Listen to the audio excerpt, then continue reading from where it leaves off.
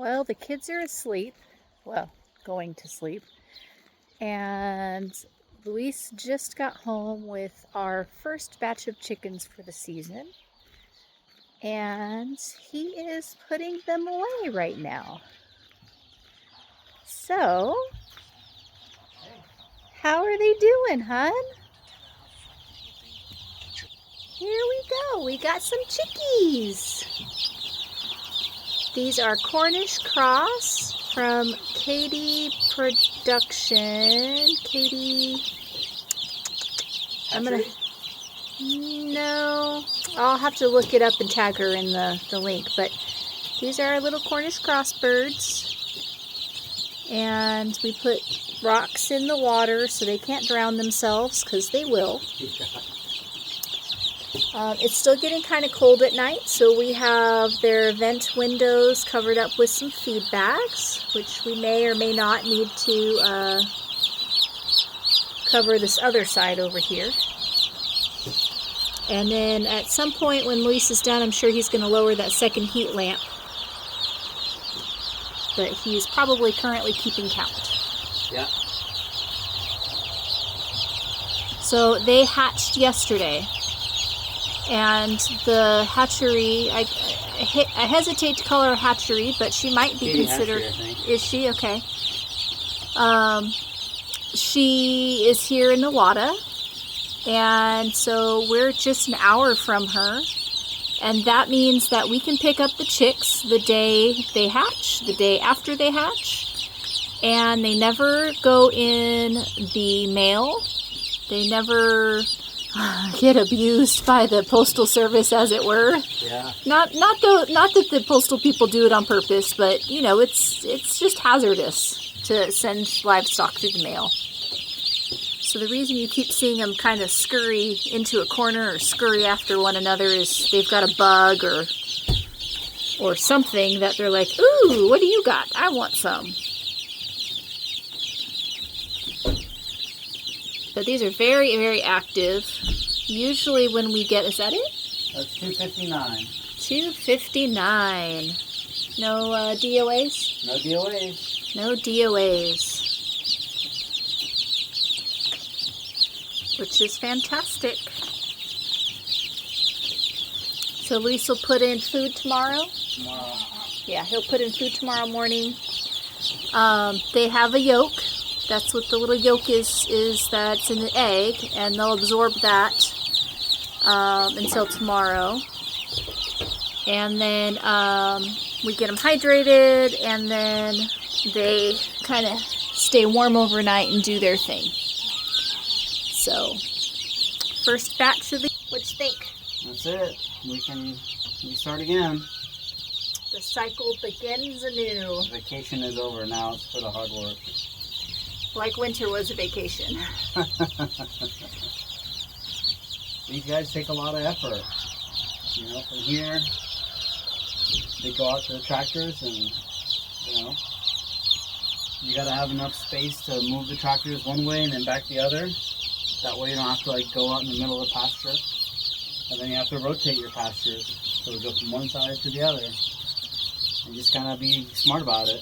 And with that comes, you know, moving feed, moving water, moving the tractors so you don't smush them. They're not smart. Putting them on fresh grass instead of back over themselves is also, over their same tracks, is also important. Yeah. Yeah, oh yeah, you got to give enough time for the previous poop to compost and all that, so... I have to get another lamp because that one just died. Oh, did it? Yeah, I'm going to hang another lamp. Alright, so he's hanging another lamp. But yeah, you know, I say we, like it's a team effort right now. But it used to be. Luis and I would go out and we would do the morning chores together. And part of the morning chores was moving the chicken tractors. And our first couple of chicken tractors, we didn't have wheels on them. So in order to move them, we took a dolly, would slide it under the far side, you know, tilt it up and then lift it up onto the wheels. And that was my job, to do that and to kick the bottom of the box to try and encourage the chickens to move away from the back of the box. And these things have no survival instincts. So they will literally get crushed in the back of the box. They will just slip right under and break their necks. And it's horrible because, you never want to see that. And we learned that the hard way. So farming, ranching, I think is something where you can learn as much as you can from watching YouTube, from talking to other people. But ultimately, you have to make the decision on which route you want to take and what type of process you want to have and what type of everything that you're doing. And then you have to learn from your mistakes. Luis is getting in there with his feet, and it's like, there's chickens under there. So, you can do everything right and still have losses. And that's just kind of the unfortunate truth about livestock is that's why they're not pets. You don't fall in love with livestock because they will die on you. And you have to, it's hard. It's very hard. And then you see these birds, these chickens that you've raised up for 8 weeks, and you're sending them off to the processor, and most of the time taking them there yourselves. And so it's like, I just put all this effort into raising these and making sure they lived this long, and now they're going to be processed and turned into meat. And that's the goal. And that sometimes is hard for a variety of reasons. But, we as a society in the United States are taught, don't kill, don't harm.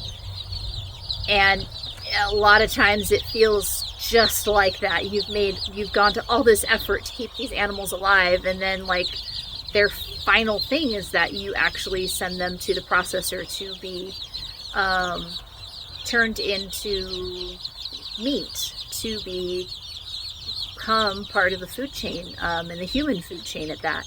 So,